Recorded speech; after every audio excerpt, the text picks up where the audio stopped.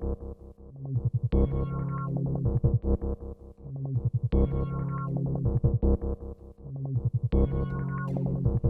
sommes à l'aube d'une révolution sans précédent. Ah, je savais que j'aurais dû en acheter il y a 5 ans. C'est pas utilisé par les criminels, ça? L'impact environnemental est loin d'être négligeable. On prépare une ICO qui va tout révolutionner. Ça va jamais marcher en fait.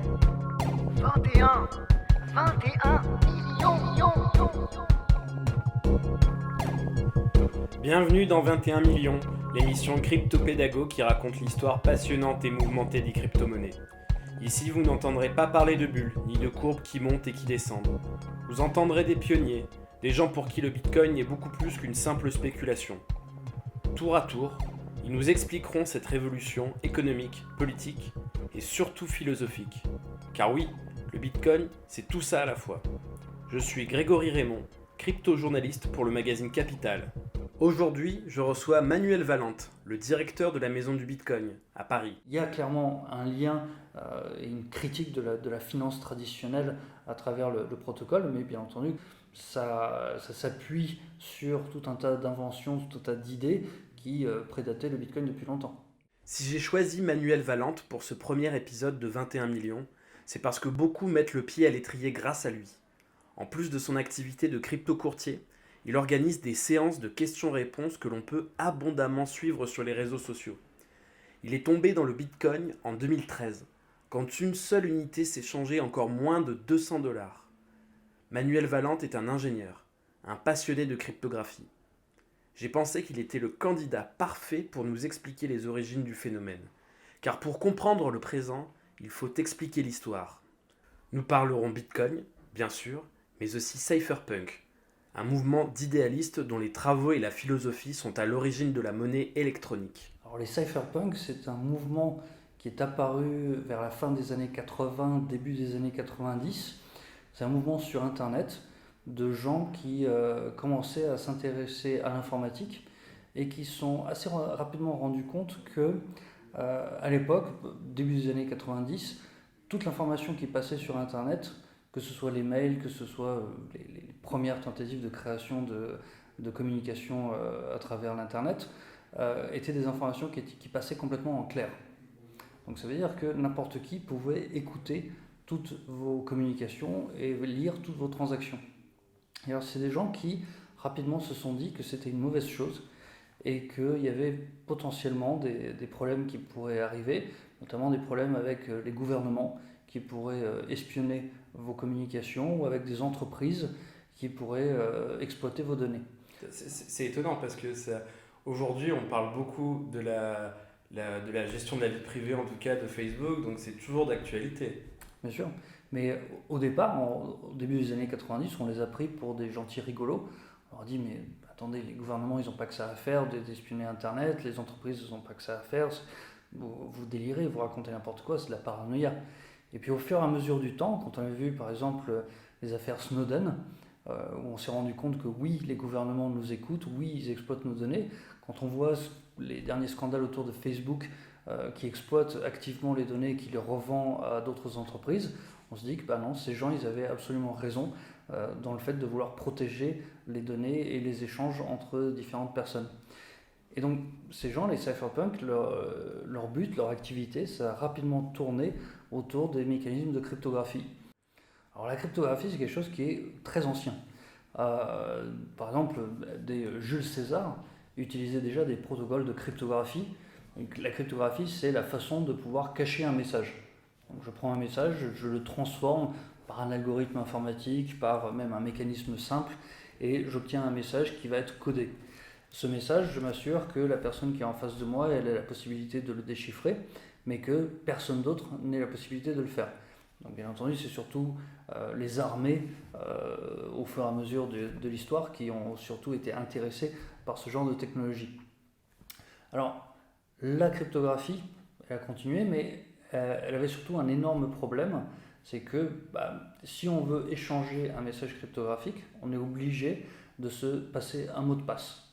Et c'est ce mot de passe qui va permettre de déchiffrer le message.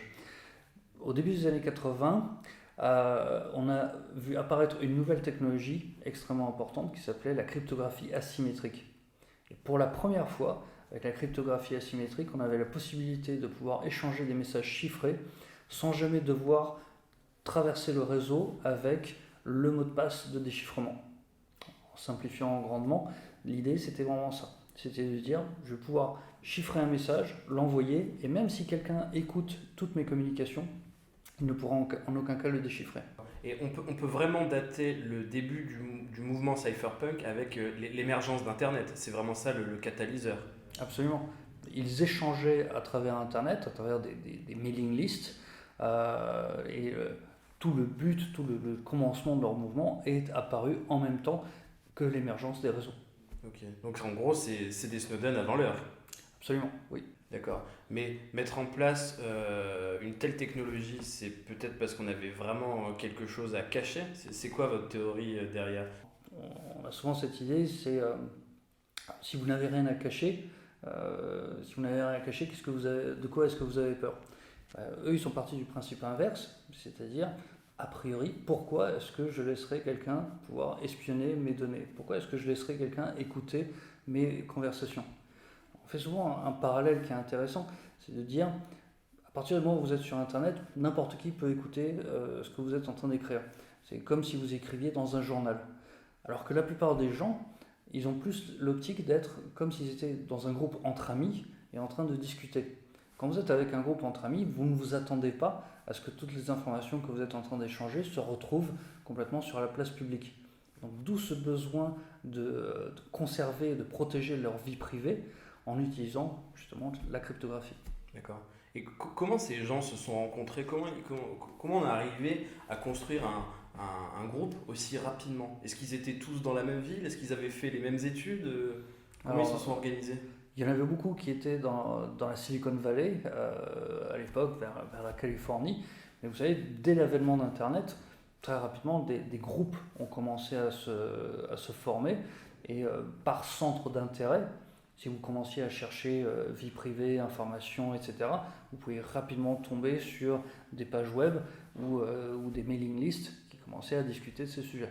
D'accord. Et quels étaient les thèmes les plus abordés dans ces mailing lists, dans ces forums web? De quoi on parlait exactement? Alors de la vie privée, de comment on allait protéger les communications entre les personnes sur Internet, comment on allait protéger l'échange de l'information, à la fois par des moyens techniques, mais aussi éventuellement par des actions collectives ou des lois. D'accord. Qui sont les représentants de ce mouvement? En tout cas, les tout premiers. Alors on peut citer par exemple John Gilmore, qui est la personne qui a organisé l'une des premières mailing lists, la mailing list des cypherpunks, et qui a vraiment démarré le mouvement avec deux autres personnes qui étaient avec lui, et qui ensuite, cette personne a été un des fondateurs de l'EFF. L'EFF, c'est l'Electronic Frontier Foundation, qui est une sorte d'organisation non gouvernementale américaine, dont le but est de promouvoir les libertés individuelles sur Internet. Donc on a vraiment une continuité entre le départ de ce mouvement et aujourd'hui une NGO qui est quand même relativement importante et très présente dans le milieu des problèmes sociaux. Est-ce qu'on peut dire des cypherpunks qu'ils étaient anarchistes ou libertariens Alors il y a certainement on voit souvent des sous-courants un peu politiques autour des messages des cypherpunks. Et effectivement, il y en a pas mal qui avaient une approche libertarienne. Il y en a pas mal également qui avaient une approche anarchiste, même si ces deux courants aux États-Unis sont beaucoup moins éloignés que ce qu'on voit en Europe. Aux États-Unis, notamment, on trouve des gens qui ont pour principe l'anarcho-capitalisme. L'anarcho-capitalisme étant donc une anarchie basée sur le capitalisme où les entreprises peuvent gérer intégralement le fonctionnement de la société sans qu'on ait besoin qu'un État intervienne. Donc quand on pousse vraiment les deux raisonnements du libertarianisme et de l'anarchisme, on arrive effectivement à cette notion d'anarcho-capitalisme. Est-ce qu'on connaît d'autres inventions que le Bitcoin qui ont été développées par les cypherpunks? Alors oui, il y a même des inventions qui sont utilisées au quotidien. D'accord, c'est lesquels? Par exemple, lorsque vous allumez votre ordinateur et que vous allez sur Internet, vous aurez remarqué qu'aujourd'hui, sur la plupart des sites, vous aurez l'adresse du site qui va commencer par HTTPS au lieu de HTTP. Alors HTTPS, c'est le protocole HTTP, mais chiffré. Et donc, toutes les connexions sur la plupart des sites aujourd'hui se font de façon complètement chiffrée. Ces technologies ont été développées en grande partie à cause des cypherpunks. On trouve par exemple des gens qui ont créé la fondation Apache, des gens qui ont créé le protocole PGP qui est le premier modèle de chiffrement grand public qu'on ait pu trouver sur Internet, des gens qui ont contribué au protocole SSL, qui est le protocole qui sert à chiffrer la plupart des données qui passent sur Internet. Donc oui, on a vraiment des technologies qui sont utilisées au quotidien dès que vous allumez votre ordinateur et qui dérivent de cette philosophie cypherpunk. D'accord, donc en gros, le peu de vie privée qu'on peut conserver dans notre vie numérique, c'est grâce au cypherpunk qu'elles existent. Bien sûr. Et alors, bien entendu, grâce aussi à des entreprises qui elles aussi ont repris ce modèle en se disant que c'était utile de pouvoir fournir à leurs utilisateurs des méthodes de communication protégées. Mais après, les cypherpunks, ils ont pu juste vous donner des outils, mais ils ne peuvent pas aller jusqu'au bout. C'est-à-dire, vous pouvez avoir une connexion chiffrée vers un site web. Si ensuite vous choisissez volontairement de fournir toutes vos données privées à ce site web, là, ils ne pourront plus rien pour vous. Là, aujourd'hui, est-ce qu'il y a vraiment des représentants un peu connus de ce mouvement-là, ou peut-être que ce mouvement est mort? Qu'est-ce qu'il en est? Alors, des gens connus, il y en a. On peut citer par exemple Julian Assange, qui est le créateur de Wikileaks, qui est quelqu'un qui a toujours été extrêmement actif dans le monde des cypherpunks, et qui, là, vous voyez, on arrive du monde de la technologie et du monde de la vie privée jusque dans le monde des gouvernements et des secrets gouvernementaux. Donc on a vraiment quelque chose, alors c'est quelqu'un qui est particulièrement proéminent, même s'il est relativement sulfureux, mais qui a fait un travail assez intéressant sur la création de Wikileaks. On peut citer l'auteur du protocole BitTorrent, qui s'appelle Bram Cohen.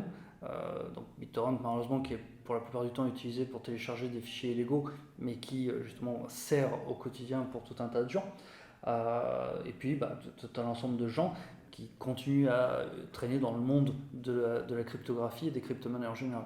J'ai également vu passer le nom de David Chaum dans mes lectures. Cet homme-là, on ne peut pas vraiment dire que c'était un cypherpunk, mais c'est celui qui a un peu donné la puce à l'oreille, qui a un peu mis la puce à l'oreille au cypherpunk en inventant un peu une des premières monnaies électroniques. Alors oui. Donc un ancêtre du Bitcoin. Tout à fait. David Chaum a créé une monnaie qui s'appelait le e-cash. Alors c'était relativement plus ancien puisque ça avait été créé en 1983. Et donc c'était un concept déjà de monnaie privée, de monnaie basée sur de la cryptographie. Mais alors c'était quand même relativement différent par rapport au Bitcoin dans la mesure où c'était une monnaie qui était centralisée. C'est-à-dire il y avait une banque qui était capable de réaliser les opérations, c'est-à-dire d'effectuer des signatures cryptographiques sur chaque transaction. Alors là, il faut rappeler que le Bitcoin, c'est un système décentralisé. Aucune autorité n'a la main dessus. C'est bien ça? Exactement. L'un des principes fondamentaux, je dirais, le principe fondamental central du Bitcoin, c'est d'être complètement décentralisé.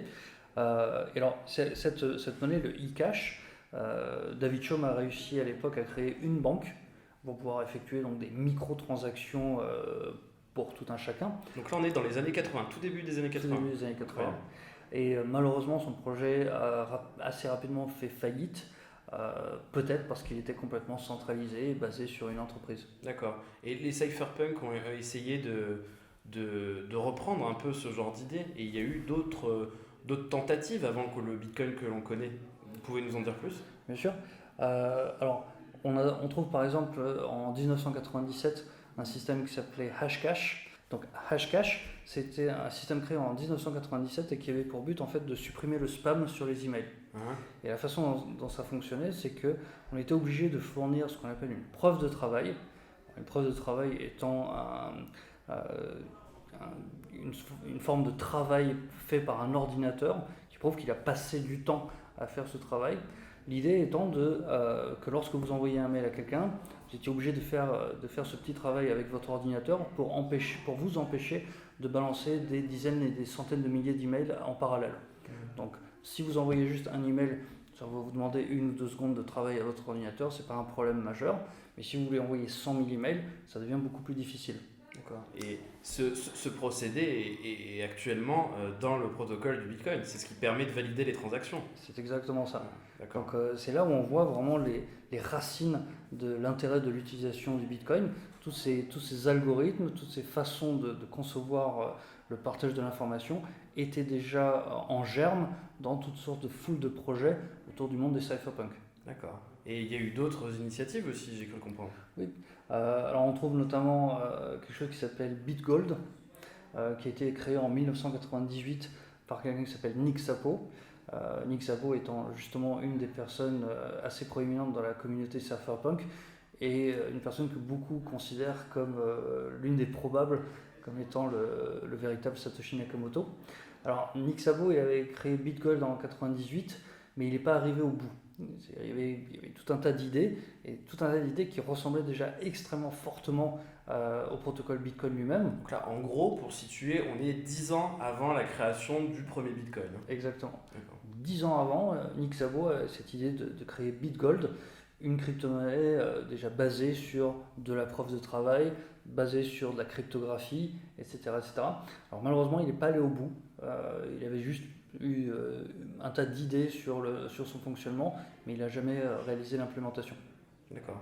Et on sait aujourd'hui que Satoshi Nakamoto, donc l'inventeur autoproclamé du Bitcoin, n'a pas travaillé tout seul. Il l'a conçu théoriquement, mais il s'est fait aider. Oui. Et est-ce qu'il s'est fait aider donc par ces personnes-là qui avaient déjà travaillé à des ébauches de Bitcoin, en tout cas de monnaie électronique? Oui, bien sûr. Par exemple, quelqu'un qui s'appelait Al Finney, qui est malheureusement décédé depuis, qui était extrêmement actif dans le milieu des cypherpunks, a très rapidement rejoint le projet Bitcoin pour aider Satoshi Nakamoto. Pour rappel, Satoshi Nakamoto publie le white paper, le document qui décrit le protocole Bitcoin, en octobre 2008 sur une mailing list de cypherpunk. Et propose ce protocole et demande à des gens s'il y a des gens qui voudraient l'aider. Alors, il y a plein de gens qui sont venus et qui ont dit non, ça n'a aucun intérêt, ça ne marchera jamais. Et il y a un certain nombre de gens qui rapidement le rejoignent pour pouvoir commencer à travailler sur l'implémentation de ce programme informatique, de ce protocole. Et notamment Al Finney, c'était l'un des tout premiers. Et donc justement, que sait-on de Satoshi Nakamoto à part qu'il était un cypherpunk parmi tant d'autres? Alors on sait un certain nombre de choses sur Satoshi Nakamoto. On sait déjà ce qu'il savait faire. Donc c'est quelqu'un qui connaissait bien l'informatique, puisqu'il a lui-même développé une bonne grosse partie du protocole Bitcoin. Donc c'est un informaticien, il savait coder. On sait que c'est quelqu'un qui était également quelqu'un d'un background universitaire, puisque le white paper Bitcoin, c'est quelque chose qui est construit comme un document académique, donc forcément quelqu'un qui a un background académique. Beaucoup de gens pensent qu'il a une culture plutôt britannique, puisque dans ses écrits, on voit certains mots écrits de façon à l'anglaise plutôt qu'à l'américaine, et quelqu'un qui, a priori, était nativement anglais. On voit également que dans le premier bloc du protocole Bitcoin, il y a une citation du Times de Londres du 3 janvier 2009, ce qui peut penser également à quelqu'un qui au moins vivait en Angleterre. À part ça, on ne sait pas énormément de choses sur Satoshi Nakamoto. On ne pense pas qu'il soit japonais du coup. Donc ça réduit le nombre de personnes possibles à peu près une quinzaine de personnes dans le monde qui toutes, a priori, ont nié avoir été Satoshi Nakamoto. D'accord. Et pour en revenir au Bitcoin, on sait que le Bitcoin, en fait, avec la blockchain, permet de tout tracer, absolument tout tracer. Donc, au niveau de la vie privée, c'est plus vraiment ça, quoi. Donc, le Bitcoin n'est pas vraiment une créature des cypherpunks. C'est une question intéressante. Alors, ce qu'on peut dire déjà, c'est que les adresses qui sont sur la blockchain, elles ne sont pas directement attribuables à un individu ou à un autre. On est juste en train de dire tel numéro de compte a envoyé tel montant à tel autre numéro de compte. Alors de fait, oui, on peut retrouver la trace des auteurs de chaque transaction, notamment par le fait que chez les professionnels qui vendent et achètent des crypto-monnaies, on va vous demander une pièce d'identité lorsque vous venez effectuer une transaction. Et on peut dire qu'à terme, dans quelques années, il sera peut-être même plus nécessaire de devoir échanger des euros ou des dollars contre des bitcoins. Si vous êtes dans un monde 100% bitcoin, là, de fait, vous êtes complètement anonyme. D'accord. Et est-ce qu'on peut dire que les monnaies anonymes type Monero, Zcash et tout, elles sont vraiment les dignes héritières de ce que les cypherpunks avaient développé? Alors effectivement, on peut l'affirmer. Par exemple, le créateur de Zcash, qui est une monnaie qui, elle, veut être complètement anonyme et ne laisser aucune trace de chaque transaction, est lui aussi un des premiers cypherpunks. Et donc, bien entendu, ça relève de cette philosophie globale. D'accord. Et au tout début, quand je me suis intéressé au Bitcoin, je voyais sa date de naissance, enfin sa date de création, 2008-2009.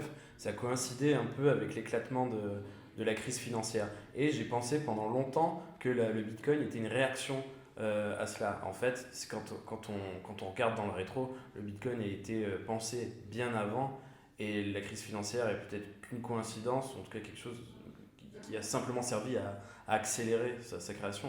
Je pense aussi. Satoshi Nakamoto avait déclaré un jour qu'il avait commencé à bosser sur le protocole Bitcoin dès 2006-2007. Donc c'est quelque chose sur lequel il réfléchissait déjà depuis un moment. Alors bien entendu, la crise financière de 2008 a été potentiellement un catalyseur pour que Satoshi Nakamoto se décide à véritablement lancer ce protocole. Ce n'est pas non plus un hasard complet si dans le tout premier bloc de Bitcoin qui a été créé, dans le tout premier Bitcoin qui a généré, Satoshi Nakamoto a inséré un petit message. Et ce message, c'est le chancelier britannique se décide à faire un deuxième programme d'aide aux banques. Donc on voit qu'il y a une critique du monde financier classique, rien que par le biais de ce message inséré dans le premier Bitcoin. Donc il y a clairement un lien et une critique de la finance traditionnelle à travers le protocole, mais bien entendu, comme vous dites, ça s'appuie sur tout un tas d'inventions, tout un tas d'idées qui prédataient le Bitcoin depuis longtemps. Et là, aujourd'hui, parmi les aficionados du Bitcoin, vous pensez qu'ils sont conscients de là d'où vient le Bitcoin? Quelle est son histoire? Non, malheureusement. Il y a relativement peu de personnes qui se sont intéressées vraiment à cette préhistoire du Bitcoin et à cette façon dont il est arrivé sur la scène. Même si, bien entendu, il y a beaucoup de gens qui de plus en plus sont conscients des problématiques autour de la vie privée et des menaces qui proviennent à la fois des gouvernements mais également des entreprises privées. Il y a d'autres projets aussi qui ne rentrent pas tout à fait dans la philosophie cypherpunk, mais qui s'en rapprochent assez fortement. Par exemple, on peut citer quelqu'un qui s'appelle Richard Stallman, qui est le créateur de ce qu'on appelle le protocole GNU. Alors GNU, qu'est-ce que c'est? GNU, c'est quelque chose qui a été inventé dans les années 80, et l'idée c'était cette fois de dire le logiciel, on ne peut pas faire confiance aux entreprises pour créer des logiciels en qui on peut faire entièrement confiance, parce que ces entreprises vont en profiter pour récupérer des données sur vous. Donc le principe de GNU et de la fondation qui en a découlé ensuite, ça a été de créer tout un ensemble de logiciels, dits des logiciels libres, que n'importe qui pouvait vérifier. Vous pouvez vérifier le contenu de ce logiciel, que n'importe qui pouvait aider à développer. Et alors, justement, Bitcoin, c'est du logiciel libre. N'importe qui peut aller vérifier le contenu du protocole, n'importe qui peut aller lire ce qu'on appelle le code source pour vérifier s'il n'y a pas des failles, s'il n'y a pas des trous de sécurité ou autre. Et donc, ces mouvements Richard Stallman n'a jamais été un cypherpunk avoué, mais on a vraiment cette notion de protection des libertés individuelles et aussi de méfiance par rapport au gouvernement et par rapport aux corporations. D'accord. Et vous pensez qu'aujourd'hui, le Bitcoin appartient toujours à cette mouvance-là, où les cypherpunks l'ont donné en héritage et c'est aujourd'hui les développeurs qui ne sont pas cypherpunk qui s'en occupent? Qu'est-ce que vous pensez? Alors, je pense qu'il y a toujours un peu cette philosophie qui était donc un peu de rejet des institutions classiques pour avoir quelque chose qui soit justement décentralisé, qui soit sous le contrôle de personnes. Parce que l'idée même du concept de décentralisation, c'est de dire on va se méfier des institutions. À partir du moment où vous voulez donner le contrôle à quelque chose, ça va être quelqu'un qui va être à qui on va donner un pouvoir et qui va pouvoir éventuellement être corrompu et pouvoir détruire le projet. Donc en ayant quelque chose qui soit complètement décentralisé, on se protège contre ce genre de menaces, et donc ça reste à l'intérieur d'une philosophie de liberté individuelle et de protection individuelle. Merci Manuel. Avec plaisir. Merci beaucoup à Manuel Valente d'être venu assister à la création du premier bloc de 21 millions. 21 millions, c'est une émission réalisée par le magazine Capital. Son thème musical a été composé par Ezad. Vous trouverez ses références en description. Dites-nous ce que vous avez pensé du contenu sur les réseaux sociaux. Vous pouvez me contacter sur Twitter, Grégory_Raymond, et me suggérer le sujet que vous souhaiteriez entendre au prochain épisode. N'oubliez pas de mettre une bonne appréciation à 21 millions sur SoundCloud et YouTube. À bientôt.